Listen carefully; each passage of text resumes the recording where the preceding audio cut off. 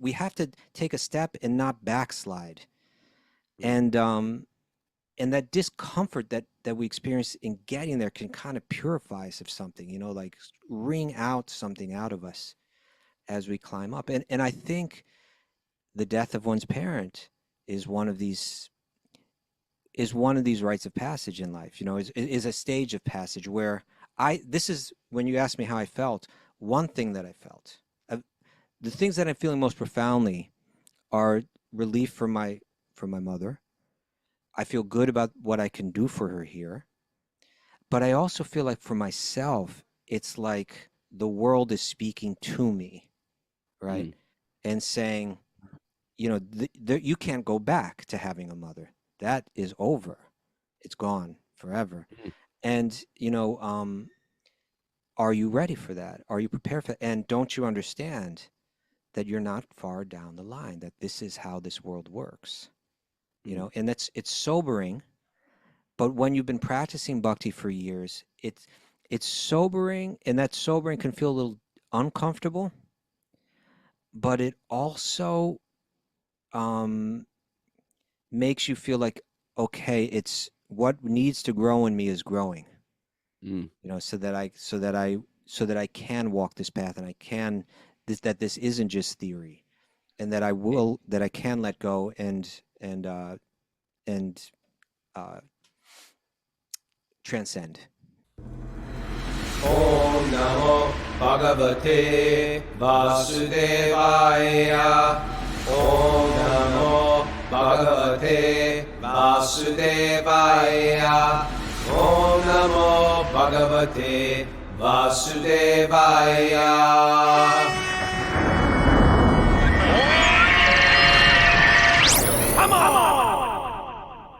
Live from Super Soul Farm, this is Wisdom of the Sages, a daily spiritual podcast with your host, Raghunath, and co-host and senior educator at the Bhakti Center in New York, Kaustubha Das.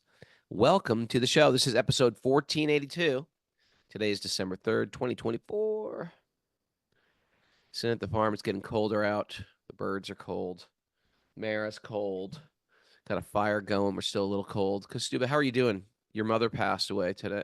I just want to give you some love. Thank you.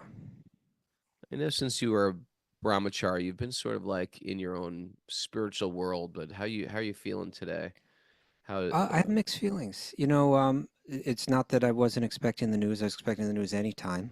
yeah, And, my mother was in a condition where she was, she was in what they call comfort care, right. which means, they've kind of given up on trying to save her life, but they're just trying to make her last final days or hours as peaceful as possible. And, Right. you know, so in some ways I was a bit relieved, that her body was no longer suitable. It was time to move on. Right. So, in that sense, it was welcome news when it came. Um, and honestly, I haven't really. There's certain feelings that I'm feeling, uh, and certain feelings that I imagine will come later that haven't yet been Sure. processed. But on the nice feelings that I've been feeling are, I feel she's going to go forward. you know, I've, that she'll have a real chance to. She lived a good life, and as bhakti yogis, we have a lot of faith in the stories of our families being well cared for. Metaphysically, I suppose you could say. And so I feel good about that. I feel good. You know, it's a little hard to share these things publicly because a lot of people might. I don't think our audience, but other people wouldn't really understand where we're coming from. But to be in Mayapur and to be able to do all the things that I want to do for her, people that are like Hindu would understand. I Mm. want to feed the cows on her behalf. I want to feed the Vaishnavas on her behalf. I want to bathe in the Ganga River on her behalf. I want to offer pujas to Lord Nrsingadev and to Radha Madhava and to the Panchatattva on her behalf. Mm. And I'm getting the opportunity to do that. And every time I do that, I feel within my mind and within my heart that this is good. This is good. It's good for her. So there's that going on. I went to Mangal. I found out. I woke up at about 3 o'clock and I got the news. Mm. And I went to the Mangalarti at 4:30 here, which is a beautiful. In Mayapur, it's very beautiful. You have the Radha Madhava and all the gopis on the altar. And you have nice singers here, Bengali singers.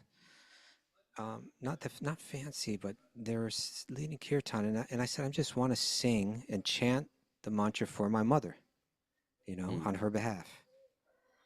And I just really, it was almost, honestly, it was almost like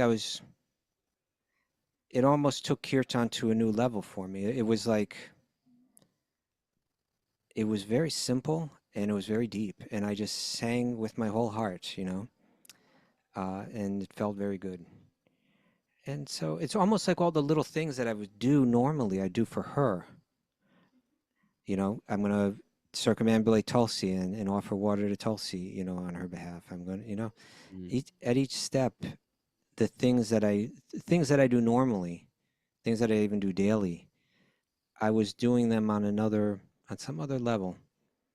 Um, and I began to appreciate how deep all the things that we do really, really are. It's like every day we're doing things that could be like rites of passage, Sure. that's Every done day we're one doing them. time in someone's life, Right. and Every we're day we're doing it, doing them. and we're doing it every day, every day, every day. I suppose it did feel like it went deeper for me. So different things like that. I'm feeling good. I suppose I haven't processed that I'm never going to see my mother again. That's there. Mm. And I think that'll gradually start to sink in. But I'm doing fine, and in certain ways, I think you could say I actually feel good. It's a little grave, but I feel good. Sure. In the Bhagavad Gita, it says that those children born into devotee families, that's not an ordinary birth. They're considered like evolved yogis from a previous life. But Prabhupada also said that parents of devotees are not ordinary people either. Mm. Y- Um, y- yeah, yeah. so I I look at it I like I that as well. I I had lunch today with two really stalwart devotees.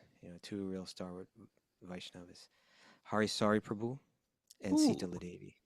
You know, Oh, wow. these are people that Hari Sari Prabhu, of course, was Srila Prabhupada's personal servant. You Mm. know, for a few years, and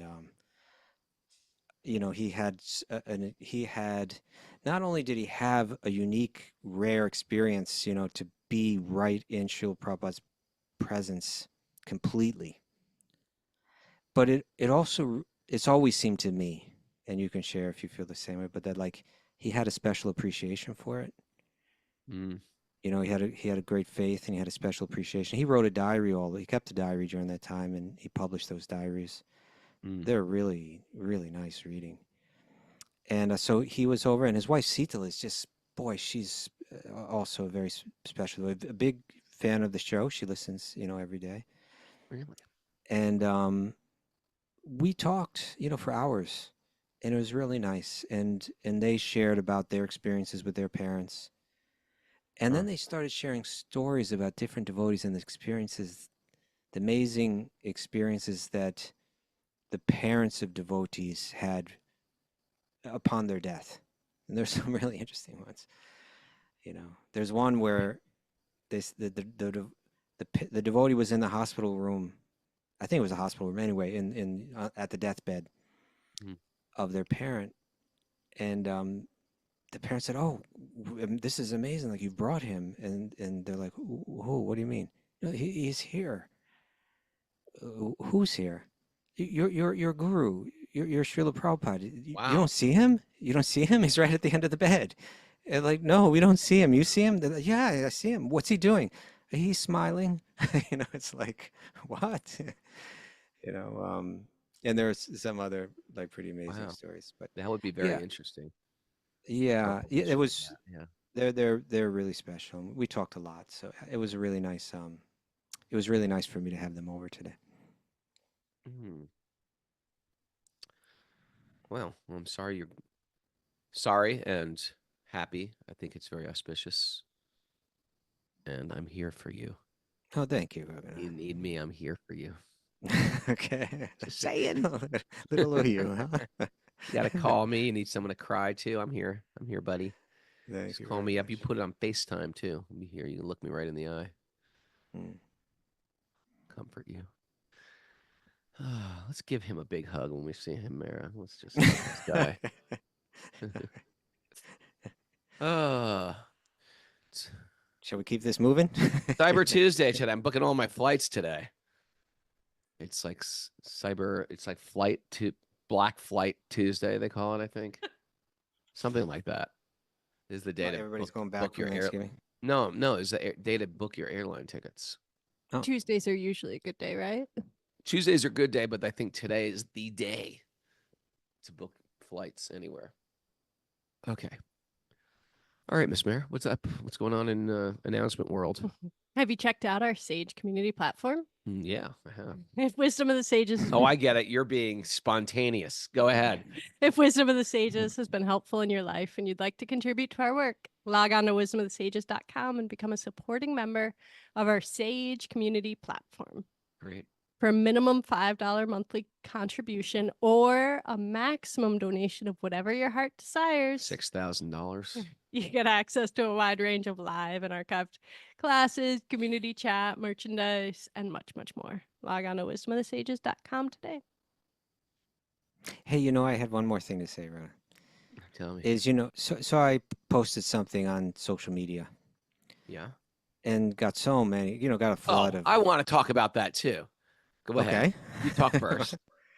Well, I appreciated every response. And, it means a lot to me when someone says, oh, take care of yourself. I really care about you. This is not easy to go through, all that stuff. I really appreciated that. But what I really appreciated more What? was because what I asked for was I said, here's a woman that took care of me, gave me so much care, and it would mean a lot to me if the Vaishnavas, if the Bhakti yogis would take a moment in your day and say a prayer for her, spiritual well-being. And many, many people said, I'm stopping and I'm going to do that. I'm doing that right now, and actually when I just look at like, wow, there's just like hundreds of people that are praying for her. It really touched me. So they all touched me, but that was really what I wanted, And, even Indra Swami, he wrote a really nice thing. He said, okay, as you've suggested, I've stopped everything right now and I'm praying for your mother. I was like, oh. That's sweet. So, and people here also, I request everyone here as well, if you can take a moment in your day today and say a prayer for my mother. Have a moment of prayer for your mom. I would appreciate that. I will say that was like an adorable picture of you. Of the family. Of your family. Your Mhm. mom is very beautiful. I can see how you get your beauty. Thank And you. and also, what do you call it? It's part of me, my reaction when seeing that photo, I almost like felt like throwing the phone down and go, this damn material world. That's what I felt like. I don't know if anyone else got that reaction, because it seems just like it's like, here's a beautiful little family with little kids, and it's over. Like she's like the centerpiece of the photo. She's very lovely. She's she's dressed Holding in her this like daughter. total like 60s outfit. Yeah, it's a She total looks like she's 60s. right out of whatever, the Monkeys or the Flying Nun or something. 70s television show, 60s television show. And it's over. It's like she's dead. And you're grown up, you're a man. It's just like this material world just we were reading the 11th chapter of the Gita today, and it's just sort of like and Krishna says, time I am, and I've come for everybody. I'm here to destroy the world. And I was just like, this is also a factor of the universe, is like you get born in this body, and if you take a snapshot in time, it looks adorable, and then it just crumbles instantly. That's what happens. And you know what? It actually got me angry to see that photo. Angry. Like it was adorable, and then I just thought, and now she's dead, and Kaustubha's old, and yeah, it was sad. It was just sad. It was a little sad, but the sadness is reality. The sadness is that this is everybody. Your little darling children will grow up and they'll go different directions, and We'll all age. And yeah, that was sad. Watching things crumble, the material world crumble. There's got to be a fresh perspective, and that's what the Bhagavatam is offering. A fresh perspective. Eternality of spirit. Mm. Perpetual growth. I shared the picture there on the chat board so people can see. Yeah, there's the picture. Look at that. Look at little crying Kaustubha. You're I know, I didn't- adorable. I looked a You're little adorable. Your sister's adorable. Your dad is noble. And you are just a little crybaby. How It's old do not you think about I am you, there? little baby Kaustubha. It's not about you. Look at that I know. picture. We got to make that the thumbnail today. How old do you think I am there? Is that like 1? 4. You're 4. 3 or 4. 4? You think I'm that old? Maybe May- 3. Oh, yeah, maybe 2 or 3. Okay. So that means I 2 wouldn't or have been 3. That 2 means it's because my father wasn't around when I 1968. was 2. You know, It's like so maybe 1968, man. that might have been 1968, 1969. My father may have just come back, you know, from the war. If I'm older than 1, so if you say I'm 3, then that's probably right when Yeah. that was taken. My God. I have more to say, but why don't we do it after we start the nugget? Okay. Do the nugget. Here's a nugget for today. It's from Dan Millman. He wrote that book, Way of the Peaceful Warrior. Are you familiar with the book? I never read it, but I know a lot of people in California. In my California days are really into him. Oh, Dan Millman. It's like the men's group guru of sorts. Wanna Oh, say really? something about Okay. Dan Millman? I didn't know that. An American author and lecturer in the personal development field, best known for the movie Peaceful Warrior, based on his own life and taken from his books. All right. Yeah, I think he blends a lot of Eastern thought into his. Yeah. It's like a blend of Eastern thought and fitness or something like that. Yeah, his first book was actually called Whole Body Fitness. Okay. 1979. He's been around. Okay. Yeah. Didn't realize that. He's got a lot of books. Yeah, he does. You and me got to start writing more books, man. I just want to get one out. Just one. And Mara sent you Punk to Monk on audio And yesterday. you said you were going to do it, and you did it. Well, both I of you. didn't do it. She did it. Well, okay. well, forgot. You get She's your better half. That's why she's your better half. She actually you gotta- is. you gotta tell. She's half of me, but better. Better. All right, so this is what is going on from Dan Millman. Every positive change, every jump to a higher level of energy and awareness involves a rite of passage. Right. Each time to ascend to a higher rung on the ladder of personal evolution, we must go through a period of discomfort of initiation. I have never found an exception. I've never found an exception. That's an interesting statement, right? Yeah. Like you don't get to your next level in life without some discomfort. You don't get a pass on going through that initiation process. No pass on the passage. Yeah. No pass on the passage. Yes. Yeah. You know, there, you know, rites of, I looked up, I read a little bit about rites of passage and where the phrase came from and so on. And originally the idea, the way that it was originally defined was that there are times in life where we move from, we leave one group in life and we move on to another group. Like at one point we're an infant and then we're like a child. So, okay, you went through a passage and then we generally have rites, you know, rituals that we do at those times that mark those times and hopefully assist us, you know, in moving from one stage to the next.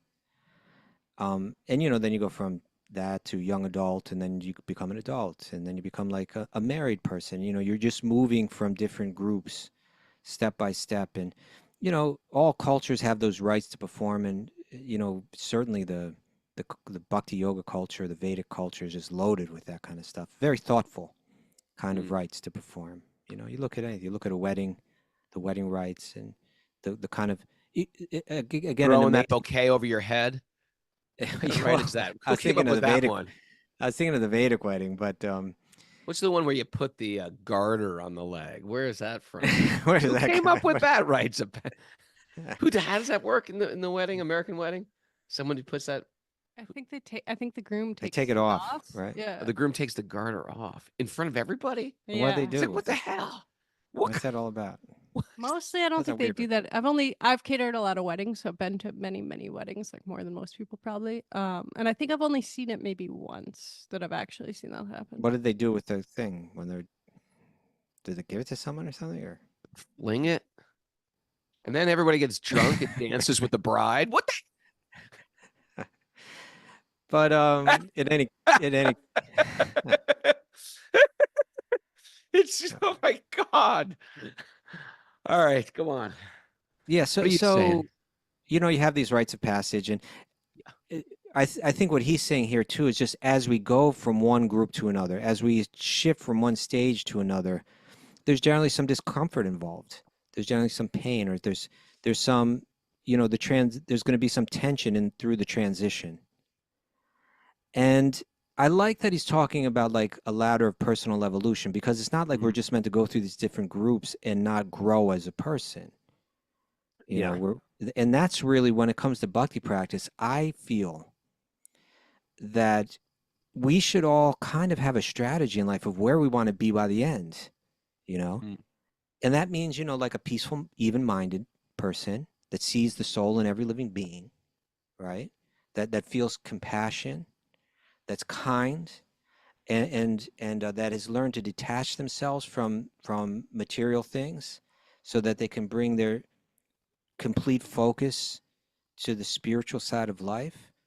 And then with such a peaceful mind, they can absorb it very deeply in chanting the holy name and hearing Krishna's pastimes, etc. Mm. And through that deep absorption, we can develop divine love and feel prema, so that in our heart, we feel a heaviness of love, of deep affection for Krishna and for Radha and for every living being. Like, okay, I need to get there.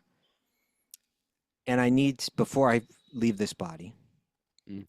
and I'm going to have to go to different levels in life to get there, and different passages and you pass from one stage to another. Maybe I'm too self-absorbed in certain ways or too attached to certain things, and that's going to have to get cut.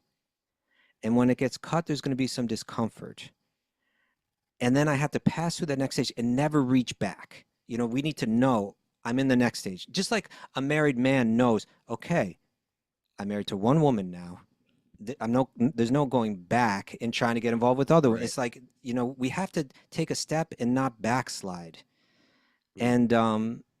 And that discomfort that we experience in getting there can kind of purify us of something, like wring out something out of us as we climb up. And I think the death of one's parent is one of these rites of passage in life, is a stage of passage where this is when you ask me how I felt. One thing that I felt, the things that I'm feeling most profoundly are relief from my mother. I feel good about what I can do for her here. But I also feel like for myself, it's like the world is speaking to me, right? Mm. And saying, you can't go back to having a mother. That is over. It's gone forever. Mm. And, are you ready for that? Are you prepared for that? And don't you understand that you're not far down the line, that this is how this world works? Mm. And it's sobering. But when you've been practicing bhakti for years, it's sobering, and that sobering can feel a little uncomfortable, but it also um, makes you feel like, okay, it's what needs to grow in me is growing. Mm. So that I can walk this path, and I can this isn't just theory, and that I can let go and uh, transcend. You know. And what's completely useful is friends, partners, communities that Yeah. let us climb higher, that assist Yeah. us to evolve. Otherwise, it becomes overwhelming, and sometimes we just don't have that personal determination. Sometimes you meet a guy who's like personally determined. I'm going to be the best athlete ever. I don't care if everyone else is eating like crap in my household and no one does anything. But sometimes you meet people who are so incredibly determined. But oftentimes, even if you are determined, if the whole world around you, the current is dragging you south, Yeah. it's good to have a fleet of people and friends and community that lift you higher. It's those you can't, communities that are supposed to help you do the rites, you know? They're supposed to help you step through each one of those levels. and like you were saying, to go backwards, you Right. just No backsliding. once you backslide, everything gets lowered, and it never feels good again. You Right. miss that high take. That's why we go to India. It's like that's why we go to India, because to get around very high vibe people who have that focus to recommit yourself. That's why we have retreats. That's where people can come together, feel that high vibe, and say, you know what? We're going to dial it in this year. We're going to dial it in when I get back home. We're going to dial it in. Right. Me and Mara watched a movie last night. We're 2 movies in a row now, Mara. We Look watched at a you movie. guys. Well, we were just like, I like action, adventure, fighting, and she doesn't. So settle for from rom-com. And it wasn't that good. It wasn't a good movie, but it did remind me of, what was it called again? Husbands and Wives? No, not Oh, Husbands no. and Wives. That's a good movie. The, 1 Week or something. oh, it was called The Longest Week. The Longest Week. What was the guy's name again? This Jason actor that I Bateman. like. Jason Bateman. I like him. I said Jason Bateman, he just plays a very wealthy guy with nothing to do in life. He's grew up with money his entire life, and now he's 40, and he and his other wealthy friend are walking around just dreaming. It's like loving like almost like a love and romance addiction, where you have no material worries in the world, and you're trying to like bring particularly falling in love with women just by looking to, oh, she will save me. She will save me. And it almost reminds me of times in my life where I've done the same thing, where I feel like someone else will save me. If I was with that person, then I'd be happy. And you're just living in a, what's it called? A mind that's, what does the Bhagavad Gita call it? The opposite of Ekaha Kuru Nandana, a multi-branched intelligence, where I could do this, I could do this, I could do this, I could do this, and just floating around through life and not actually doing anything.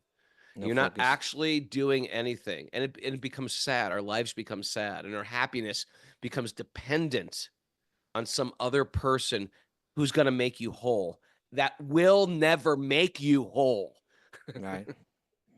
Anyway, so just watching that was sort of like, I felt like, yeah, I remember that time of my life as well. I'm not going to go back to that. And I bet people who do watch that movie and sort of like romanticize about romanticism. Like, yeah, I have to fall back in love with people like that. You have no realizations there, Mara, about that movie? Nothing? Okay. Well, you're going to say something deep. Okay. Enough. Okay. All right. Bhagavatam, and we're in a good place in the Bhagavatam too, right? Sure. Yeah. Kashyapa Muni. Om Namo Bhagavate. No. Narayanam Namaskritya Naram Chaiva Narottamam Devim Saraswatim Vyasam Tato Jayam Madhuriyat. Before reciting the Srimad Bhagavatam, which is our very means of conquest, one should offer respectful obeisances to the Supreme Lord Narayan. Unto Narayan Rishi, the supermost human being, unto Mother Saraswati, the goddess of learning, and to Srila Vyasadeva, the author. Nasta prayesha badreshu nityam bhagavat sevaya bhagavati utamashloke bhaktir bhavati naishtaki, by regular attendance in classes in the Bhagavatam and by rendering service to the pure devotees. All that is troublesome to the heart will become eradicated, and loving service to the Supreme Lord, who is praised with transcendental songs, will be established as an irrevocable fact. Om Gyana Tamarandasya Gyananjana Salakaya Chaksurunmadatam Yena Tasmai Shri Gurave Namaha.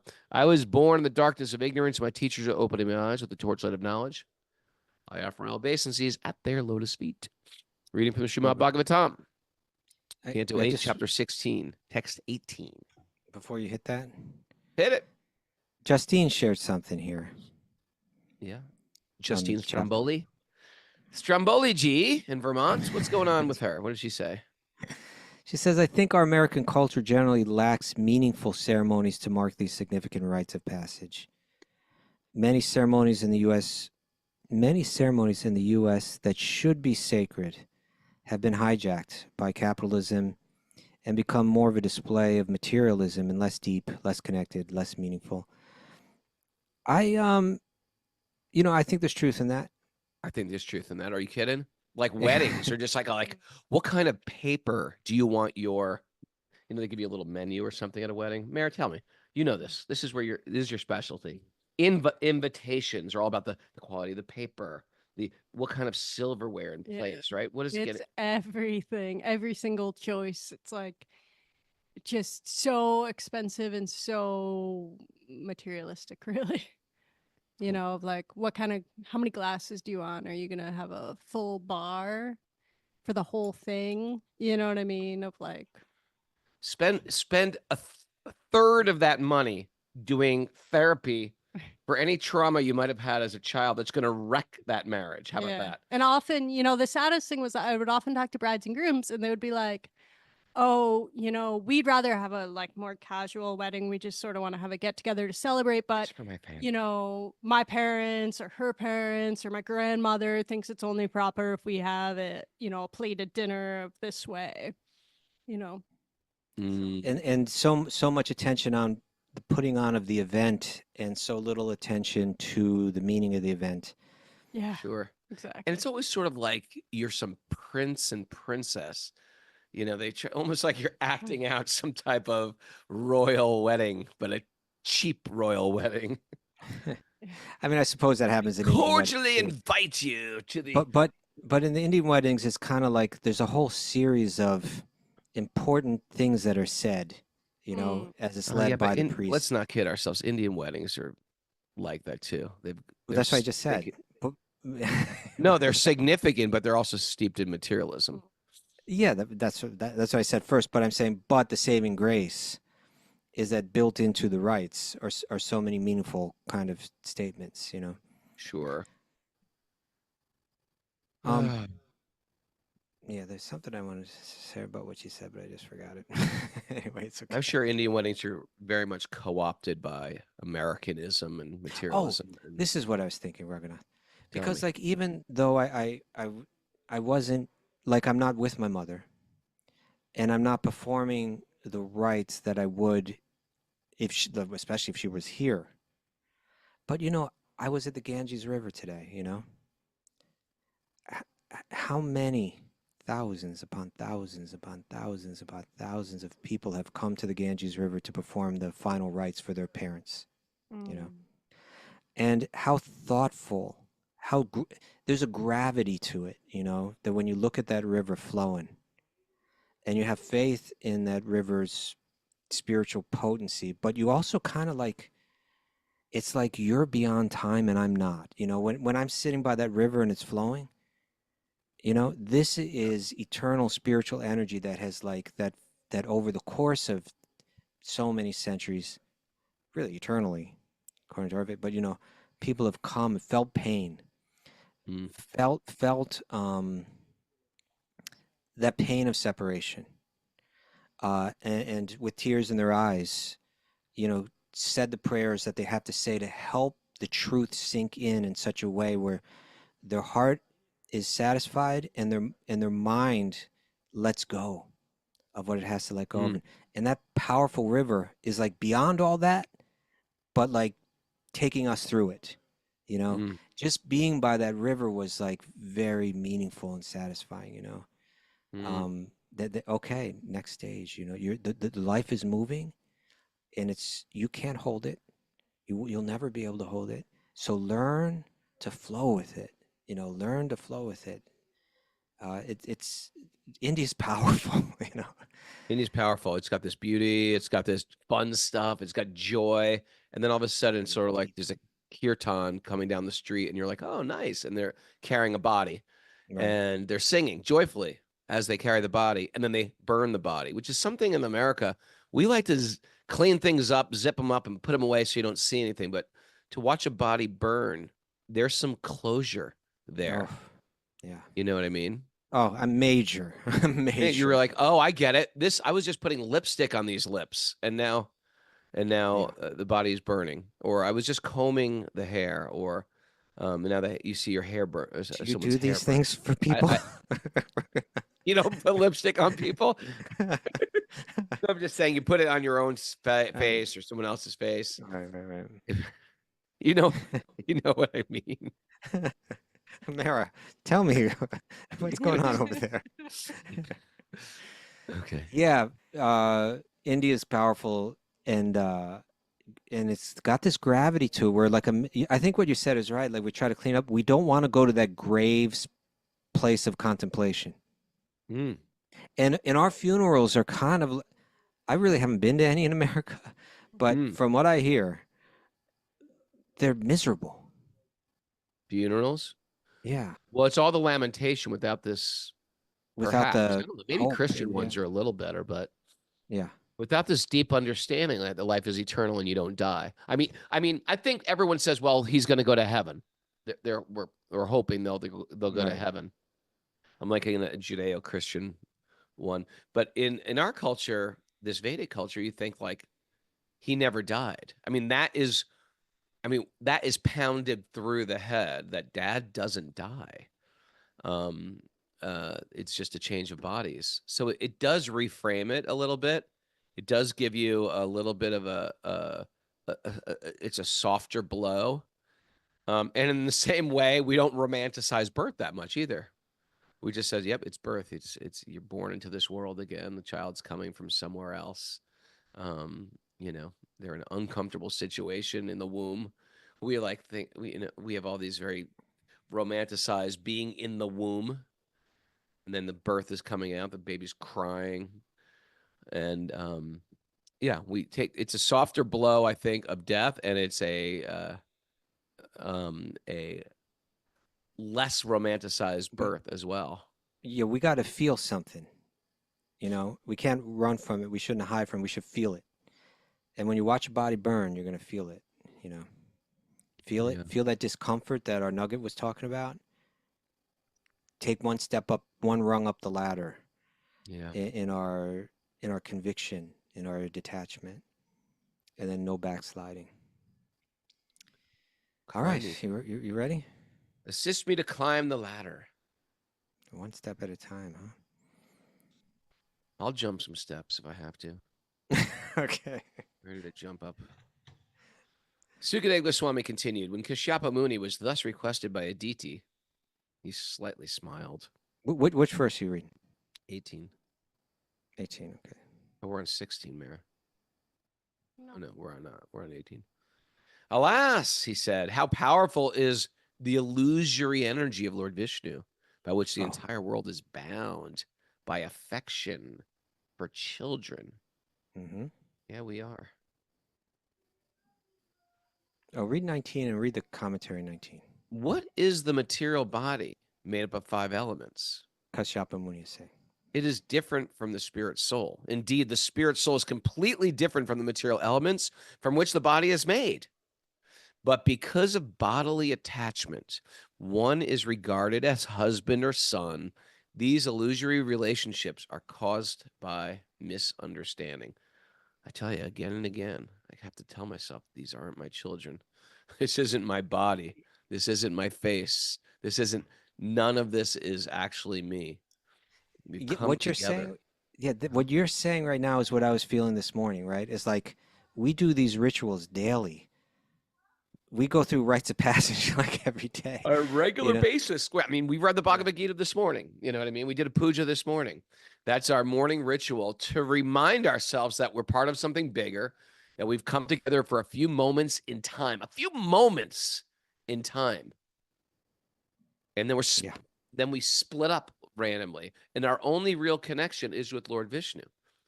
That's our connection. That's our only real wealth. Me and Henry were talking about this on the phone yesterday. Our only real wealth is what we have in connection to Lord Vishnu. Everything else is temporary. Everything else is everything else is like a dream state. And I bet you can imagine yourself as a 5-year-old or as a 6-year-old, and looking back now with your mom, it all seems like a dream. Yep. As it is. It is. Let's hear the commentary. Here's the purport, the commentary.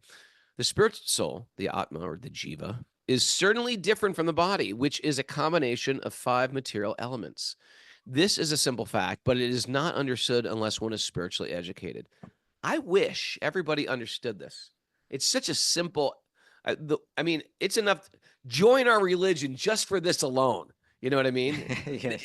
It's such a better understanding of the soul. Or at very least this, that everyone was exposed to this idea, right? And Yeah. then just that people were given Like- the opportunity to accept this or approach this. I wish someone like Jordan Peterson would read the Srimad Bhagavatam. I think he'd be like, yeah, this makes more sense. Okay. I should have read this first. This is a simple fact, but it is not understood unless one is spiritually educated. That's what we need, Kashyapa- spiritual education. Yeah. Right? Kashyapa Muni met his wife, Aditi, in the heavenly planets, but the same misconception extends throughout the entire universe and is also here on Earth. So you're going to be an illusion in a higher planet. You can be an illusion on this planet, and you can be an illusion on a lower planet.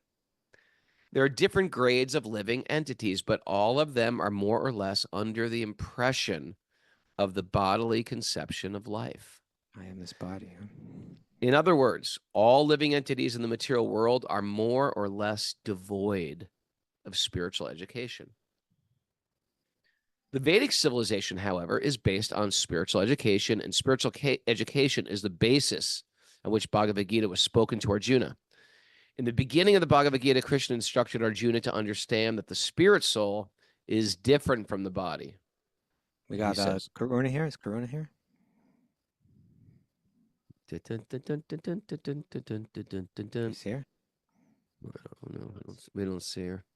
All right. She's here somewhere. Anyway, it's a famous verse. Dehi no shvinyata dehi. Komram yovanam jara tatate hantara praptir diras tatra namuyati. As the embodied soul continuously passes in this body, from boyhood or childhood to youth to old age, the soul similarly passes into another body at death. The self-realized soul is not bewildered by such a change. Right? We've already changed bodies. Now it's another gross change of bodies. Unfortunately, the spirit soul education is completely absent from modern human civilization. No one understands his real self-interest, which lies with the spirit soul, not with the material body. Education means spiritual education. That's good, isn't it? Yeah. Because otherwise, what good will all the education in the world do you if you don't know who you are? You learn some skill to make money, but you got to learn Yeah. why you're making money. It's Right. the why behind all It's the the other why. stuff. We're Not missing just the the how. why. We're just engaged in just like taking up time and just trying to survive, learning some skill so I can make some money, but there's no point to any of it. Wouldn't that drive you insane? Yep. I might only be doing this just to keep sanity. If I was living in a pointless universe, maybe I'm just creating meaning. I'm okay with that. Whatever gives me some type of sanity, stability, and happiness, I'm okay with that. It just makes sense. Also, it just makes sense. It makes so If much it's sense. all an illusion, it's all in a dream. It's a pretty good dream. It's a pretty good. I'm open to other dreams, but this is a pretty good dream. But it makes Because sense. any other dream has you attached to everything else. We're drilling in our heads on a regular basis. We don't own anything. Nothing's ours. Everything is temporary. That's important to like drill into your head. It's Otherwise, very you get very important. right. Or otherwise, you get very attached to everything, and you're suffering this roller coaster of happiness and distress. Oh, You my know, loss. Sonny the cat wrote me a message here, which says, you've been training for this day for a long time. And it's so true. Right? It's so true. You've been training for this. Yeah. All right, where are we, Mara? To work hard in the bodily conception of life without spiritual education is to live like an animal. Right? Yeah. Nayam deho deha bajam nir loke kastan kaman arhate vidbhujanam ye. People are working so hard simply for bodily comforts without education regarding the spirit soul. Thus, they are living in a very risky civilization. For it is a fact that the spirit soul has to transmigrate from one body to another. Without spiritual education, people are kept in dark ignorance and do not know what will happen to them after the annihilation of the present body. They are working blindly, and blind leaders are directing them. Anda yantandar upaniyamanas te pisha yantram uru damni badha. A foolish person does not know that he is completely under the bondage of material nature, and that after death, material nature will impose upon him a certain type of body, which he will have to accept. You know, that hasn't really hit me yet. Like that fear of like, oh my God, I might become What am I going to be? like some type of animal, some type of low-grade human, whatever. Like that has not fully hit me. I'm just thinking about this life. I'm not like, I'm going to pray to God so I'll go to heaven. I'm not thinking like that. All my rituals and spiritual practices are for this life. I'm doing it for this life. I think I get a better life doing these things. Chanting, I like to chant. Kirtan, I like to sing. Having community come to my home and sing together and have prasad, I like doing that. I just think it's better in this life, and I think it's better for me and everybody connected with me. I'm not praying so I go to heaven.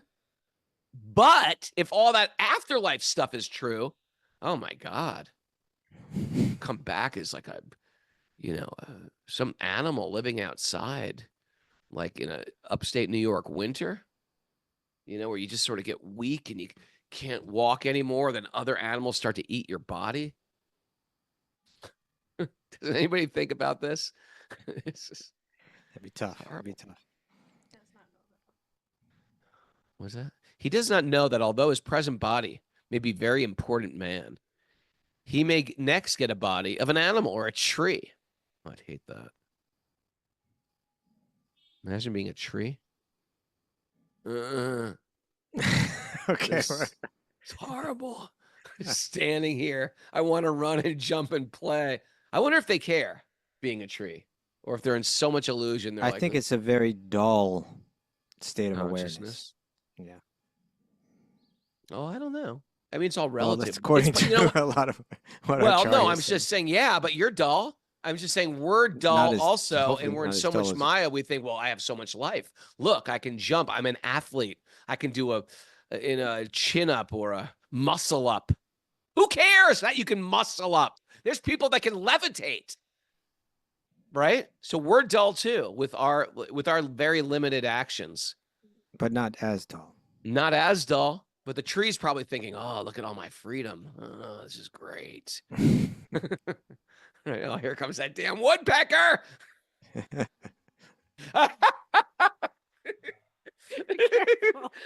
Keep it together. Damn woodpeckers. Oh, God. They must hate woodpeckers, trees. If they could move their arms and be like, get out of here. It's almost like ever see flies around a cow and they just don't have an extra appendage to swat them. I see that all the time. I go there and I get them away from their eyes for a bit, but then they just come right back. Horrible. They're around their eyes. Okay, keep reading here, Raghunath. I had to take a woodpecker detour there. A foolish person does not know that although his present body may be very important, his next body may be an animal or a tree because of his ignorant activities in the modes of material nature. Therefore, the Krishna conscious movement is trying to give the true light of spiritual existence to all living entities. This movement is not very difficult to understand, and people must take advantage of it, for it will save them from the risky life of irresponsibility. So Kashyapa Muni, he hears his wife, he hears her concern about her own children and the distress that it's causing from her. And he doesn't condemn it. But he also just kind of like, all this philosophy is true, right? Yeah. In one sense, she's just one spark and they're just a few more sparks and they're coming together for a few moments and then they're separated forever. But when they come together, the bodily identification is so deep that she just can't help but feel this way. She's not concerned about every other living being, but her own sons. It really, really, it has such a very deep attachment, and he's just observing it in a sense, just Hmm. taking note, filing it down in his mind, thinking about it, contemplating it. All right. All right. Miss Mara, it's time. What Whatever. did you get from the show? What did you take away? Some good stuff Oh. here. The material world is crumbling, but Bhagavatam offers a fresh perspective. Okay. Woodpeckers. It's a funny name, isn't it? Woodpecker. Oh. You little woodpecker. There's some discomfort to get to the next stage. Yeah. Yes. No pass on the passage. You got the music ready, Pass. Kaustubha? Yeah. No Thank pass you on the very passage. Let the discomfort purify us. Have Yeah. faith in the spiritual potency of the Ganga. It's very powerful. Watch the body burn and feel the discomfort. Oh, Okay. Yeah, no, like, not just I'm that, sorry. but yes. well, dark. Our only real wealth and connection is Lord Vishnu. Okay. Yeah. Yeah, it was me and Henry. Yeah. Raghunath, you We- just ran out of energy. Raghunath, he had a Yeah. little pep Something today. happened. It's like when they It's took the power pack off the side of the robot on Lost in Space. He's like, oh. He was just talking about woodpeckers a moment ago, and he was fully animated. Yeah. We need spiritual education to understand simple facts. Yeah. The Facts of Life. That was a good TV show. Was That it? brought him back. Who cares that you can muscle up? We're dull too. And who cares that you can muscle up? We're dull too. We're dull too. Some people can levitate. And Mm. no backsliding. No backsliding, everybody. No Take a backslide. step up, don't slide back. Step it up. Don't backslide. Let the good Alright. times roll. How about that? Woodpecker. Hex my energy Zap your away. energy. Thanks everybody for joining us. It's incredible the woodpecker's head and neck and beak And beak, are you kidding? that it can do the things that it does. Incredible that they eat bugs and they're like, these are delicious. That's incredible. That's There also is incredible. so much illusion. They think that eating a bug is like the best thing. Like, I got one. I got a bug. They're willing to pound their face into a tree like crazy in order to do Spamming it. repeatedly without getting a headache. Like, if I was to say, you eat a bug, you'd be like, this is the most disgusting thing you could ever think of. But he's in so much illusion. He thinks it's like the most delicious thing. That's what I find fascinating. It We're is, yes. all under a spell of a different flavor of illusion. Eh? Or how about Nice. hawks when they just kill pigeons? Just tear their body up and think, oh, this is delicious. A Yeah, pigeon. their entrails in their face. Ah, good morning, They people. got a rat. They got a And rat. as soon as Ave Maria was eating she was eating something, Ruining her ruining your breakfast. breakfast. We're talking about eating entrails. Anyway, good morning, everybody. Good to see everybody. Thanks for joining us in this hour. Your time is precious, and you spent it with us, and we're grateful for that.